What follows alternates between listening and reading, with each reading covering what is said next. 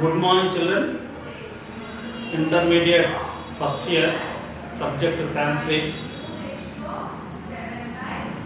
మనం ఈ కాలాంశంలో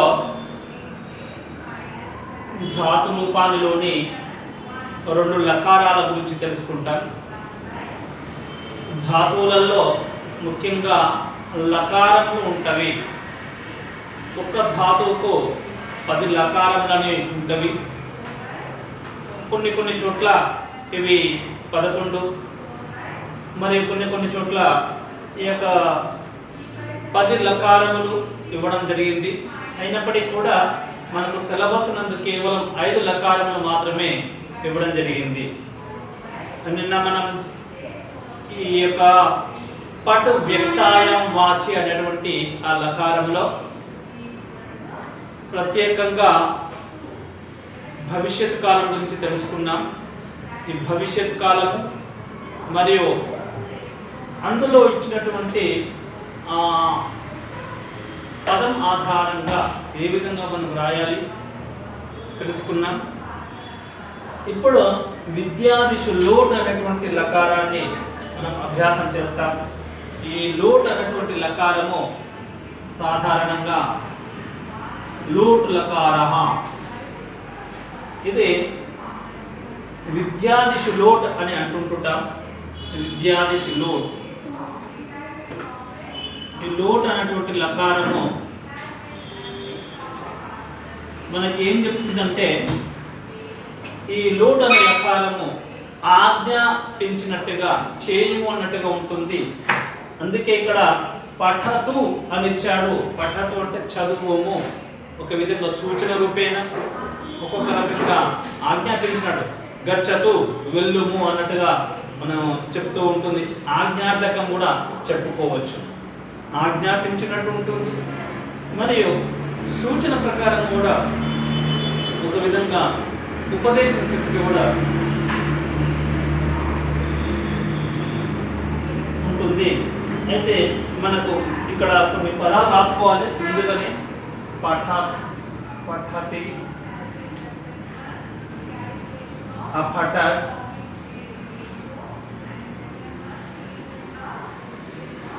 తర్వాత పఠతు, పఠతు,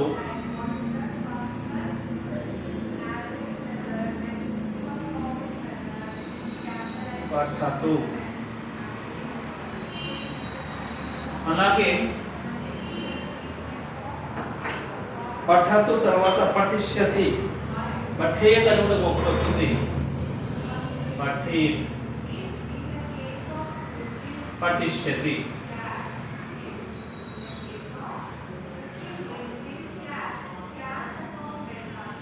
ఈ 5 రకాలమైనటువంటివి పఠతి, అపఠత్, పఠతు, పఠేత్, పఠిష్యతి. ఈ 5 రకాలలో మనకు చాలా ముఖ్యమైనవి. అయితే ఇందులో ముఖ్యంగా పఠతి ఏమో వర్తమాన కాలము మనం తెలుసుకున్నాం.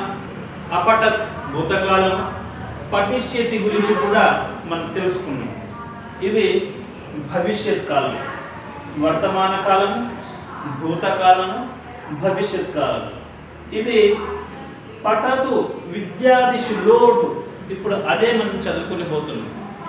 అంటే ఇది ఒక రకంగా ఈ క్రియాపదాలలో ఏకవచనం నందు ఏ విధంగా చెప్పాలి, ద్వివచనం నందు ఏ విధంగా చెప్పాలి, బహువచనం నందు ఏ విధంగా చెప్పాలి అనేది మనం ఆ యొక్క వాక్యంలో ప్రయోగించే దాన్ని బట్టి, యొక్క ఏకవచనం అనేది ఒక వ్యక్తిని ఉద్దేశించి మనం చెప్పేటప్పుడు సహా పఠతు అని ఒక విధంగా చెప్తున్నాం. అంటే ఆ యొక్క చెప్తున్నాం ఈ విధంగా పఠత అనేది వచ్చేస్తుంటుంది.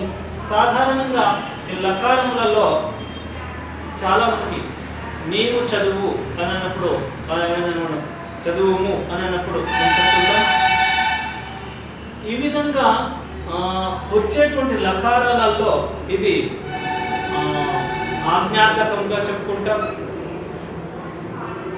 వెళ్ళుము, నీవు వెళ్ళుము అని అంటుంటాం. అనము ఈ విధంగా నీవు చదువుము, నీవు వెళ్ళుము, నీవు ఆడుము అన్నట్టుగా చెప్తూ ఉంటుంటాం కదా. అలా మనం చెప్పేటప్పుడు ఆజ్ఞాతకంగా త్వం గచ్చతు, త్వం పఠతు అనే వస్తువు ఉంటుంది, నీవు చదువుము అని వస్తుంది. ఇలా ఈ ఇచ్చినటువంటి ఈ శబ్దాలలో మనకు ఒకసారి చూద్దాం. ఇక్కడ ఏమిచ్చాడో విద్యాదిశు లోటు అంటే మనకు ఏ విధంగా చెప్పాలో ఒకసారి చూద్దాం. ఏకవచనం నందు పఠతు అని ఇచ్చాడు, దానిలే పఠతాత్ అని కూడా అనొచ్చు. పఠతు లేదా పఠతాత్. మళ్ళీ ద్వివచనం నందు పఠతాం ఏమనాలి? పఠతాం అని అనాలి. పఠతు కానీ మరి యొక్క పఠతాత్ అనేది అది ఏకవచనం నందు పఠతు పఠతాత్. అలాగే పఠతాం పఠంతు అని చెప్పాలి. పఠతాం పఠంతు. అలాగే మధ్యమ పురుషంలో వచ్చేసరికి పఠ, మళ్ళీ పఠతాత్ అని వస్తుంది. ఈ యొక్క ద్వివచనం నందు పఠతం అని వస్తుంది. పఠతం. ఈ యొక్క బహువచనంలోకి వచ్చేసరికి పఠత అని వస్తుంది. బహువచనంలోకి వచ్చేసరికి ఇక పఠత అని వస్తుంది. అంటే ఎక్కడ ఏ రకంగా వస్తుంది మీరు గమనించాలి. పఠత, పఠతం, పఠత, పఠతం, పఠత అని వస్తుంది. అలాగే ఉత్తమ పురుషులకు సంబంధించిన దానిలో పఠాని, పఠావ, పఠామ. ఉత్తమ పురుషంలో పఠాని, పఠావ, పఠామ. పఠ నీవు చదువు అని ఈ విధంగా ఉపయోగిస్తాం. అలా ఇక అందుకే ఇక్కడ పఠతాత్ అని వచ్చింది, ఇక్కడ పఠతాత్ అని వచ్చింది. అంటే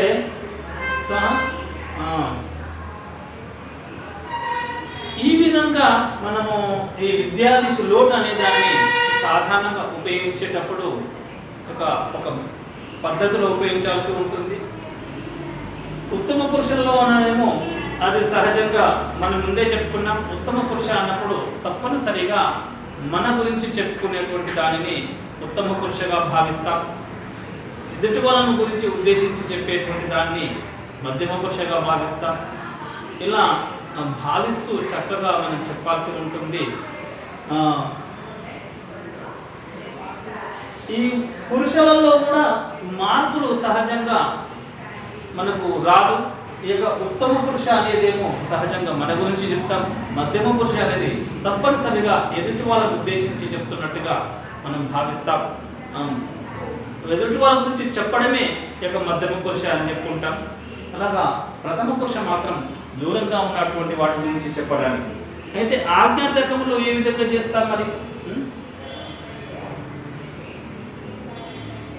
ఇక్కడ చూడండి, ఈ యొక్క పలికేటప్పుడు మనం కేవలం శబ్దాలను అభ్యాసం చేయడమే చాలా ముఖ్యమైనది. ఒకసారి చూడండి.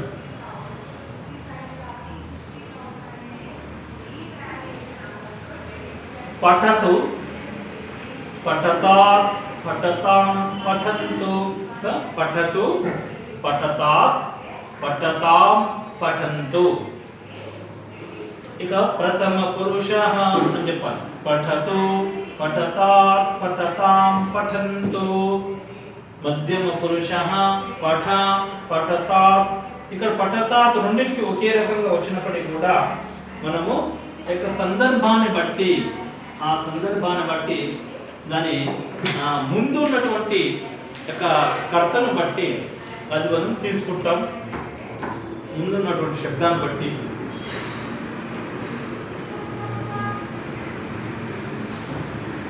అందుకోసమే ఇది గుర్తించడం అనేది ఒక్కొక్కసారి యొక్క క్రియాపదం ముందు ఏదైనా ఉండవచ్చు. క్రియాపదం ముందు ఉన్నప్పటికీ కూడా దాని వెంటనే క్రియాపదాన్ని చూసేసి ఇది అని అనడానికి ఒక్కొక్కసారి వీలు ఉండదు. ఎందుకంటే మనం ఒక క్రియాపదం చూసాం. ఉదాహరణకు ఒక పద్ధతి తీసుకున్నాం. అది పద్ధతి అంటే చదువుచున్నాడు అని అనుకుంటుంటాం. సహజంగా ఒకటో అర్థం. రెండో అర్థం మీద చదువుచున్నది అని కూడా అవసరం.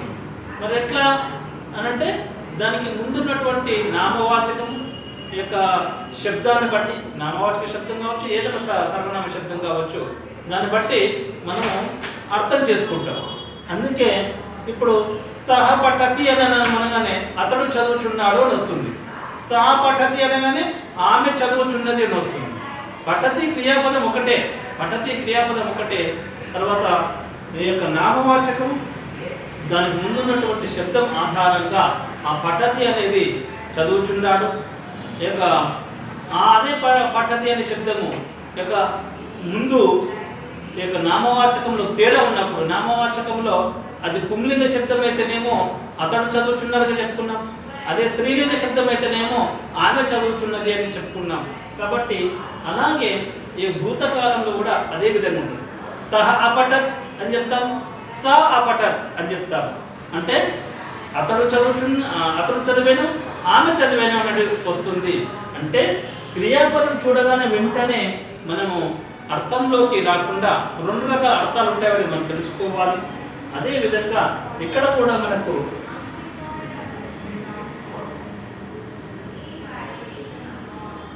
విద్యాదిశు లోట్ అనేటువంటి దానిలో ఇది ఆద్యంతకంగా వస్తూ ఉంటుంది. పఠతు, గచ్చతు, వెల్లుము అనేది కేవలం ఒక పదాన్ని మాత్రమే మనం తీసుకుంటుంటాం. దాన్ని తీసుకోవాలి.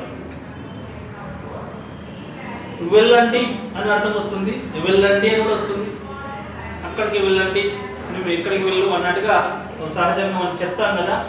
చేయండి, వెళ్ళండి అని చెప్పేటప్పుడు ఈ విధంగా మనం ఉపయోగిస్తాం.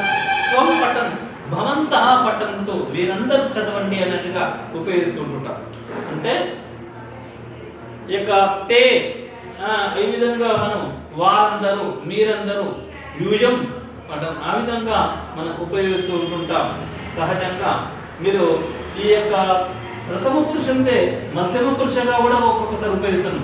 త్వం పఠతు, నీవు చదువు అని అర్థం వస్తుంటుంది. ఇక పఠంతో అంటే మీరందరూ చదవండి అనేది కూడా వస్తుంది. అంటే ఇది మధ్యమ పురుషంగా కూడా ఉపయోగించుకోవడానికి అవకాశం ఉంది ఇక్కడ. అట్లా ఈ యొక్క ఏమంటామంటే విద్యాదిశ లోటు అనే దానిలో ముఖ్యంగా ఇక్కడ మీరు గ్రహించాలి. ఇవి పఠతు, పఠత, పఠంతు, పఠ, పఠతం, పఠత, పఠాని, పఠావా, పఠామ. సింపుల్గా పఠాని, పఠావా, పఠామా అని చెప్పాలి. పఠతు, పఠతాం, పఠంతు, పఠ, పఠతం, పఠత, పఠతం, పఠత. ఇక్కడ పఠతం వచ్చింది, మళ్ళీ పఠత వచ్చింది. పఠాని, పఠావా, పఠామా అని చెప్తారు. ఇక్కడ పఠతాత్, పఠతాత్ అని వచ్చింది. ఇది మనకు రెండిటిలో కూడా అంటే ప్రథమ పురుష ఏకవచనంలో, మధ్యమ పురుష ఏకవచనంలో కూడా ఇక పఠతాత్ అనేది వచ్చేసింది. ఇది మీరు గ్రహించగలగాలి.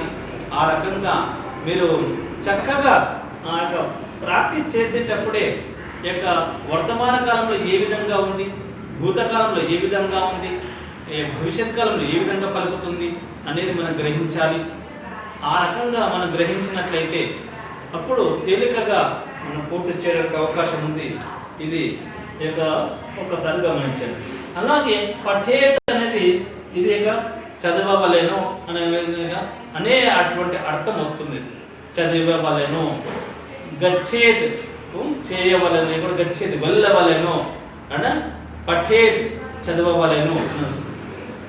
భవేత్ ఉండవలెను. ఈ విధంగా భవేత్, భవేత. అదే విధంగా ఇక్కడ ఈ 5 క్రియాపదాలు ఉన్నవి.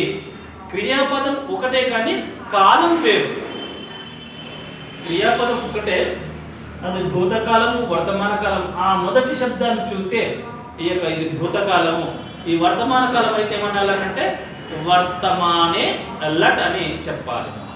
భూతకాలం అయినప్పుడు ఏం చెప్పాలి? అనద్యతన భూతే లైన్ అని చెప్పాలి. భవిష్యత్ కాలం అయితే రుట్ అని చెప్పాలి. భవిష్యతి రుట్. తర్వాత విద్యాదిశ లోటు, అది యొక్క విద్యార్థకంగా మనం చెప్తుంటాం, ఆజ్ఞాతంగా చెప్తుంటుంటాం. ఇక విధి లింగ్ తప్పనిసరిగా చేయవలసినవి అనేటువంటిది చెప్పేటప్పుడు ఈ విధంగా మనం చెప్పాలి. అందుకోసము ఇది బాగా ప్రాక్టీస్ చేయాలి. పఠతు, పఠతాం, పఠతు ఇది కూడా చెప్పాలి. పఠతా, పఠతాం, పఠంతో, పఠ, పఠతాత్, పఠతం, పఠతా, పఠాని, పఠావా పఠామా అని చెప్పాలి.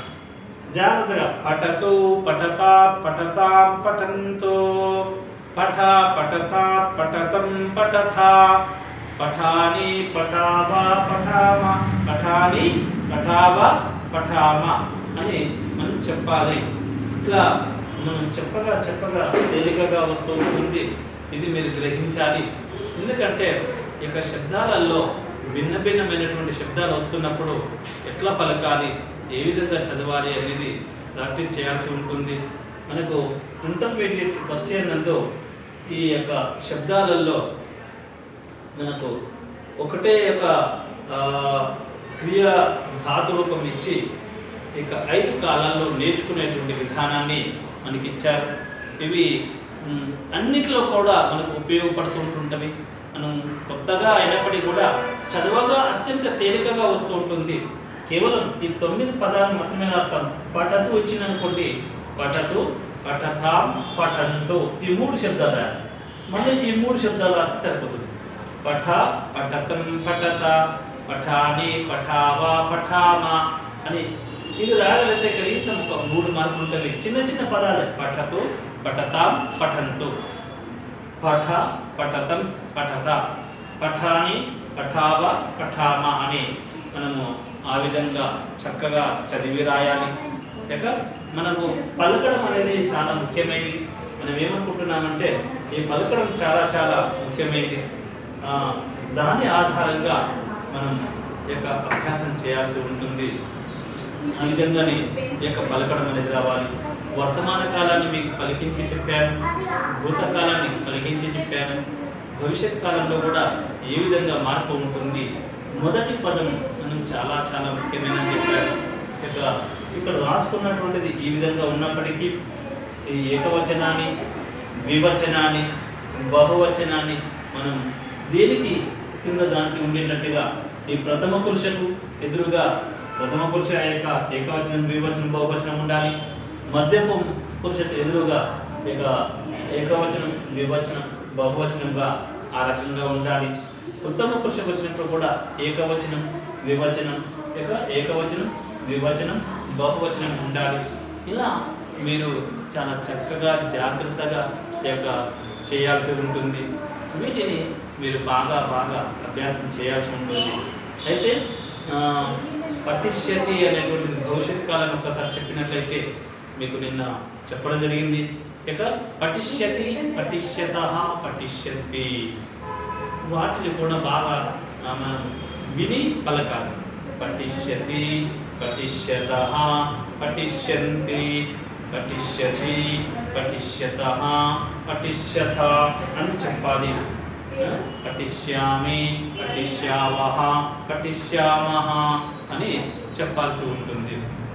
ఇలా మీకు ఈ కాలం మాత్రమే మనం గ్రహించాలి.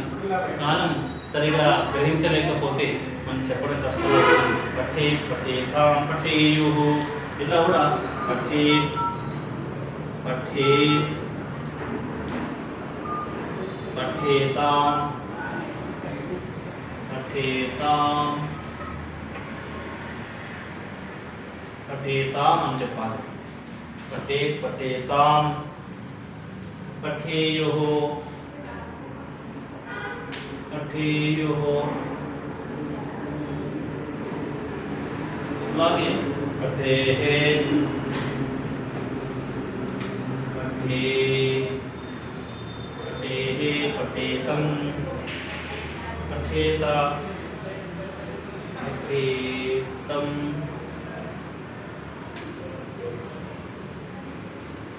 పఠేత,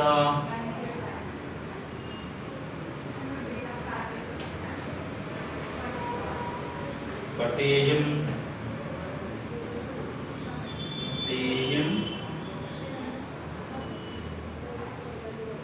పఠేవ, పఠేమ,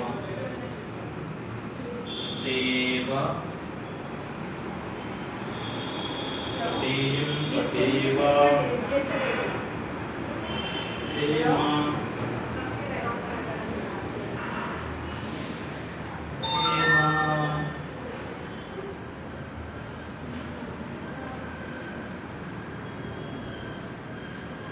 ఇది మీరు గ్రహించాలి.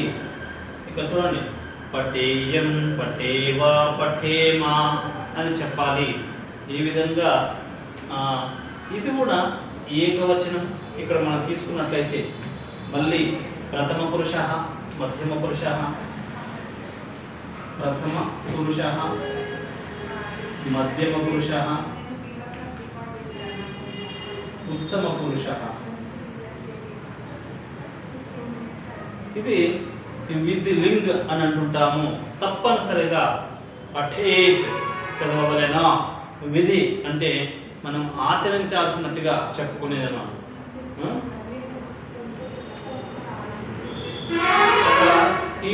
ఈ శబ్దాలను మనం బాగా ప్రాక్టీస్ చేస్తాం. చేసేటప్పుడు ఇవి ఏ రకంగా పలుకుతున్నవి, ఏ విధంగా వివచనంలో ఉన్నది, బహువచనంలో ఏ విధంగా పలుకుతున్నది అనేది గ్రహించాలి. ఇవి పైన ఇవన్నీ ఏకవచనాలు మరియు ద్వివచనాలు అనేది మనం చేస్తూ ఉన్నాం. బహువచనాలు ఇవి గ్రహించాలి. లింగ్ మాత్రం ఈ విధంగానే వస్తూ ఉంటుంది. ఇది లింగ్ అని చెప్తాము. విద్యాదేశ లోకని వచ్చినట్టుగానే విధి లింగ్ అని మనం చెప్పాలి. విధి లింగ్లో ఏంటంటే పఠే, పఠేతాం, పఠేయో, పఠేహే, పఠేతం, పఠేత, పఠేతం. ఇది జాగ్రత్తగా చెప్పాలి. పఠేతం, పఠేతం.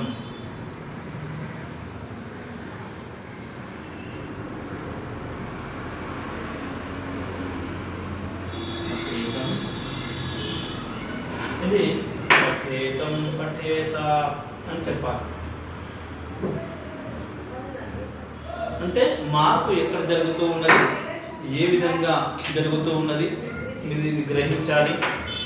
ఆ రకంగా గ్రహించినట్లయితే ఈ రెండు విభాగంలో కూడా అంటే లకారములు ఇవి కూడా లకారములే కాబట్టి మీరు లకారానికిలో ఇది లంగ్ లట్ వర్తమాన లట్ అనేది వస్తుంది. ఇది లట్, ఇది లంగ్, ఇది లోట్, లోట్ మరియు ఇది లింగ్, లింగ్ మరియు పటిష్యతే అనేది రోడ్, రోడ్. ఇవి మీరు గ్రహించాలి. దీనికి ఎదురుగా ఇది ఉన్నది, దీనికి ఎదురుగా ఇది ఉన్నది. ఇలా మొదటి పదము మీరు ఇక్కడ చూడాలి. పఠతి అనగానే లట్రకారం వర్తమానకారం, అపఠత్ అనగానే లంగ్ అనేది, అలాగే పఠతు అనగానే లోట్, పఠేత్ అనగానే లింగ్, అలాగే పఠిష్యతి అనగానే రుట్, పఠిష్యతి అనగానే రుట్ అనేది వస్తూ ఉంటుంది. ఇది మీరు గ్రహించాలి. ఎందుకంటే లకారము ఈ మొదటి పదాన్ని బట్టే లకారం మనం గ్రహించాలి. మొదటి పదాన్ని బట్టే అది ఏ లకారానికి చెందిందో అనేది గ్రహించాలి. అప్పుడు మీరు వెంటనే రాయవచ్చు. మనము ఏంటంటే మొదటిది పదం చూడగానే ఇది లట్ లకారం అని, ఇది ఈ విధంగా చూడగానే ఇది లంగ్ అనేటువంటిది లకారం అని గుర్తించగానే ఇది గుర్తించడంలోనే ఉంటుంది. మనం ఇది నేర్చుకుంటాము, ఎంత నేర్చుకున్న తర్వాత అది అప్లై అక్కడ చేయగలిగాము. కాబట్టి పదం చూసిన తర్వాత ఫస్ట్ మనకు ఈ 5 రావాలి. వర్తమానే లట్ అనే లట్ అనేది గుర్తించగలిగాం. వర్తమానే లట్, అనద్యతన భూతే లంగ్, ఇది అని నేర్చుకోవాలి. అంటే ఇది భూతకాలము అని అన్నమాట. అంటే దాని పక్కకి మళ్ళీ ఒక పదం మాత్రమే రాసుకోగలగాలి. ఆ పదం గుర్తుంటే మిగతా అంతా మనకు రాయడానికి అవకాశం ఉంటుంది. ఏది వర్తమానే లట్ అని పెట్టి పఠతి అని చెప్పుకోవాలి. ఒకటి చాలు. అప్పుడు పఠతి, పఠత, పఠంతి అని దానికి సంబంధించినటువంటి అన్నీ వస్తుంది. అలాగే అనద్యతన భూతే లంగ్, అపఠత్ అని పెట్టుకోవాలి. అంటే అపఠత్, అపఠత, అపఠన్ అని చెప్పుకోవాలి. అలాగే విద్యాదిషు లోట్ అని చెప్పండి. పఠతు పఠతాం పఠంతో పఠః ఇక్కడ పఠ పఠతం పఠత పఠామి పఠావా పఠామా అని ఇలా మనం నేర్చుకోవాలి. ఫస్ట్ ఆ చిన్నది ఒకటి మనం రాసుకోవాలి. పఠతు అనంటే విద్యాదిషు లోట్ పఠతు పఠతాం పఠంతో పఠ పఠతం పఠత పఠామి పఠావా పఠామా అని చెప్తాం. అలాగే ఈ యొక్క ఇప్పుడు చెప్పిన విధి లింగ్ కాబట్టి లింగ్ పఠేత్ అనే పదం రాసుకోవాలి. పఠేత్ విధి లింగ్ అన్నప్పుడు పఠేత్ అని వస్తుంది. పఠేత్ పఠేతాం పఠేయోః పఠేహే పఠేతం పఠేతా పఠేయం పఠేమా పఠేమా అని చెప్పాలి. అంటే ఈ యొక్క ఆ ఒక్క శబ్దాన్ని గుర్తుంచుకుంటే అక్కడ క్రియాపదం ఆ క్రియాపదమైనటువంటి ఆ శబ్దాన్ని మనం గుర్తుంచుకుంటే ఇదంతా మనం రాయవచ్చు. కాబట్టి పఠేహే పఠేతం పఠేత పఠేయం పఠేవా పఠేమా అని మనం చెప్పుకోవచ్చు. ఈ విధంగా ఈ యొక్క శబ్దాలలో మనకు విద్యాదిషు లోట్ అనేది ఉంది, విధి లింగ్ అనేది ఉంది. ఈ క్రియా శబ్దాన్ని మనం ఏ విధంగా పలకాలి అనేది అభ్యాసం చేయాలి. ఈ ఒక్క 5 మనకు 5 లకారాలు తప్పనిసరిగా వచ్చి ఉండాలి. ఇందులో ఏదైనా రావచ్చు పరీక్షల్లో మనకి. ఎందుకంటే ఇదే వస్తుందని చెప్పడానికి వీల్లేదు. పరీక్షల్లో మనకు ఆ రకంగా అభ్యాసం చేసి సిద్ధంగా ఉండాలి. ధాతువులలో ఈ యొక్క 5 లకారాలు అనేవి చాలా చాలా ఇంపార్టెంట్. ఇక వాటిని మీరు చక్కగా అభ్యాసం చేయాలి. ఇక్కడ ఈ యొక్క వీటి యొక్క ఉపయోగం అనేది మన నిజ జీవితంలో ఏ రకంగా ఉపయోగించుకుంటాం, అసలు ఇది ఎందుకు ఈ విధంగా మనం అభ్యాసం చేయాల్సి వస్తుంది, దీనివల్ల మనకు ప్రయోజనం ఏమిటంటే చాలా చాలా ప్రయోజనం ఉంది. వాక్యాలను నిర్మాణం చేసేటప్పుడు, మన ఏదైనా ఒక విషయాన్ని వ్యక్తపరిచేటప్పుడు, ఇతరులతో మాట్లాడేటప్పుడు ఇక దోషాలు లేకుండా మాట్లాడాలన్నా, చక్కగా వ్యక్తపరచాలన్నా, భావాలను వ్యక్తపరచాలన్నా ఇక ముందు ఉన్నటువంటి ఇక నామవాచకాలు ఆ నౌన్స్ ఆధారంగా మనము ఈ యొక్క ఆ శబ్దాలలో ఉన్నటువంటి ఏకవచనాన్ని ఇక్కడ ఏకవచనం ఏ క్రియకు ఉపయోగించాలి, భూతకాలానికి ఏ విధంగా ఉపయోగించాలి, వర్తమాన కాలానికి ఏ విధంగా ఉపయోగించాలి, భవిష్యత్ కాలానికి ఏ విధంగా ఉపయోగించాలనేది మనకు తెలుస్తుంది. అట్లా ఒకవేళ మనం మాట్లాడేటప్పుడు ఆ లోపాలు లేకుండా ఉండాలంటే ఈ వ్యాకరణ పట్ల మనకు సరైనటువంటి అవగాహన ఉండాలి. అలా ఉన్నప్పుడే మనం సరిగా మాట్లాడగలుగుతాం, ఏదైనా చేయగలుగుతాం. ఏదైనా చేసేటప్పుడు వ్యక్తపరిచేటప్పుడు ఇవి తప్పనిసరిగా వచ్చి ఉండాలి. కాబట్టి మీరు వీటిని బాగా ప్రాక్టీస్ చేయాలి. పరీక్షల్లో మనకు వ్యాకరణానికే సుమారు 40 మార్కుల పైన ఉంటవి. మనకు ఇక సంధి విభాగం మరియు శబ్ద విభాగము అంటే ఇక శబ్దాలు ఉంటాయి అందులో. అలాగే ఇక్కడ ధాతు రూపాలయాలు, ఈ ధాతు రూపాలయాల విభాగం. ఇట్లా మనకు చిన్న చిన్నవి అనువాద వాక్యాలు ఇవన్నీ ఒక్కొక్క దానికి ఒక్కొక్క 5 మార్కులు 8 మార్కులు 9 మార్కులు చొప్పున ఇవన్నీ ఉంటవి. ఇవి కొంచెం మన శ్రద్ధ వహిస్తే అత్యంత సులువుగా వస్తాయి. మీరు ఇవి చాలా కష్టం అని అనుకోవడానికి వీలు లేదు. మీరు ఇక సులువుగా నేర్చుకోవచ్చు. అయితే ప్రాక్టీస్ చేయడం మీదనే ఆధారపడి ఉంటుంది ఎట్లా చదవాలి అనేది. అందుకోసమే సరిగా వినడం రావాలి. మనం సరిగా వింటూ ఉంటే ఇది ఎలా పలుకుతున్నారు అనేది గ్రహించాలి, సరిగా వినాలి. సరిగా విన్నట్లయితే మనం సరిగా నేర్చుకోవడానికి అవకాశం ఉంటుంది. దృష్టికోణం అక్కడ పెట్టేటువంటి మీరు మనసు పెట్టే దాని మీద ఆధారపడి ఉంటుంది. అందుకోసం ఒక్కసారి ఈ యొక్క పట్టు ధాతు ఇది అన్ని లకారములు మీకు ఒకసారి చెప్తాను, మీరు ఒకసారి చూడండి. వర్తమానే లట అని చెప్పాలి. తర్వాత ధాతు రూపాల్లో పట్ వ్యక్తాయాం వాచి, పఠ వ్యక్తాయాం వాచి, వర్తమానే లట, పఠతి పఠతః పఠంతి, పఠసి పఠతః పఠత, పఠామి పఠావః పఠామః. అదే వర్తమాన కాలం. భూతకాలం అనధ్యతన భూతే లంగ్, అపఠత్ అపఠతాం అపఠన్, అపఠః అపఠతం అపఠత, అపఠం అపఠావా అపఠామా. అలా భూతకాలం అయిపోయింది. మళ్ళీ ఇప్పుడు పఠతు ఇది తీసుకున్నాం.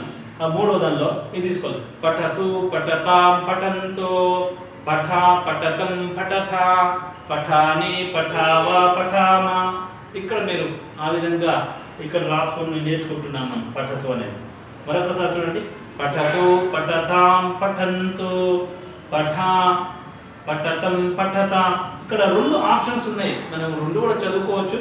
చూడండి. పఠతు పఠతాత్ పఠతం, పఠతాం పఠంతో అని చెప్పాలి. పఠ పఠతాత్ పఠతం పఠత, అలా పఠాని పఠావా పఠామా అని ఈ విధంగా చెప్పాలి. అలాగే ఈ యొక్క పఠేత్ అనేది విధి లింగ్ కాబట్టి విధి లింగ్లో పఠే పఠేథాం పఠేయోహో పఠేయోహో అని చెప్తాం. పఠేహే పఠేతం పఠేథా.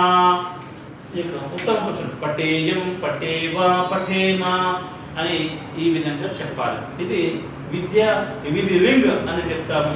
అదేమో విద్యాదిశ లోటు అయింది, ఇది లింగ్ అయింది.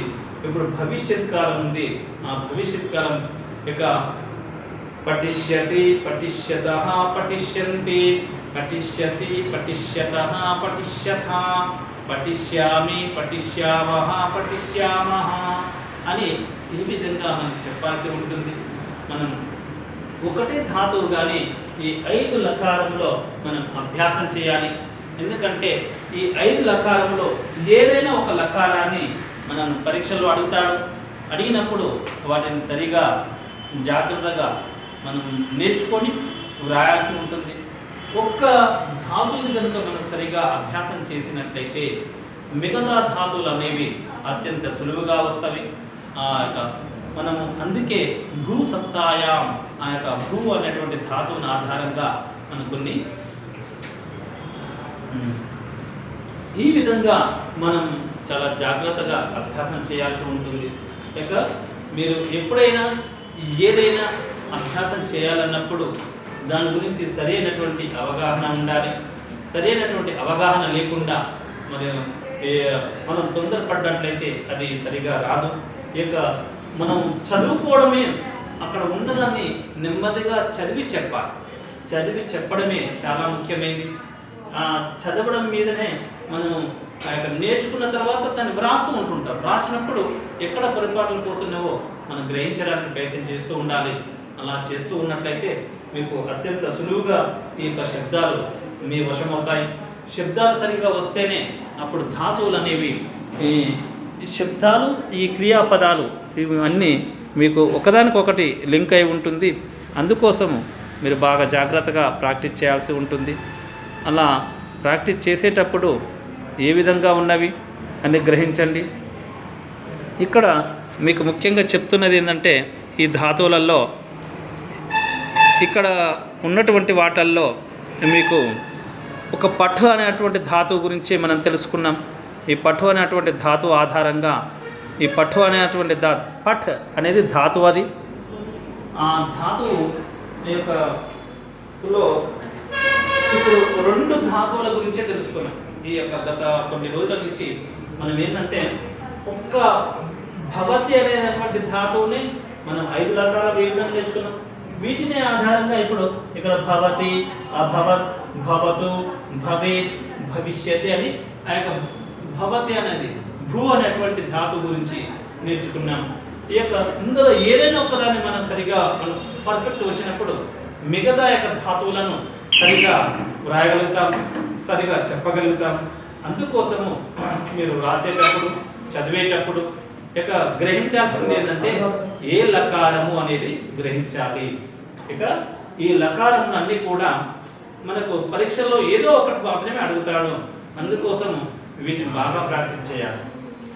కాబట్టి పఠతి, అపఠ, పఠతు, పఠే, పఠిష్యతి అనేది ఇది గుర్తుంచుకోవాలి. ఇక ధాతు రూపానిలో మనకు 2 ధాతువుల గురించి పూర్తిగా ఇప్పటి వరకు మనం అభ్యాసం చేసాం. ఈ 2 ధాతువులను మనం సరిగా అభ్యాసం చేసినాం కాబట్టి మనం చెప్పడానికి అవకాశం ఉంది, ఆ విధంగా రాయడానికి అవకాశం ఉంది. రాయడం మరియు చెప్పడం వచ్చినట్లయితే రాయడం అనేది తేలిక అవుతుంది. ఇక వ్రాసే విధానం ఏ విధంగా ఉంటుంది అనేది మనం గ్రహించాలి. పఠతి, అపఠ, ఈ యొక్క పఠేత్ మరియు పఠతు పఠిష్యతి ఇవన్నీ 5 కాలాల గురించి మనకి ఇక్కడ ఇవ్వడం జరిగింది. కాబట్టి ఇక మొదటి పదం ఆధారంగానే మనం ఆ యొక్క దేని లకారానికి చెందింది అని చెప్పాలి.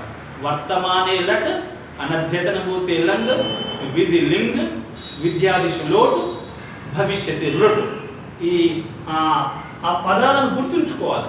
లట్, లింగ్, లంగ్, లోట్, రుట్. ఇవి ఈ యొక్క సంస్కృతంలో మనకి ఈ విధంగా శబ్దాలను ధాతువుని ఇన్ని రకాలుగా మనం ప్రాక్టీస్ చేస్తాం.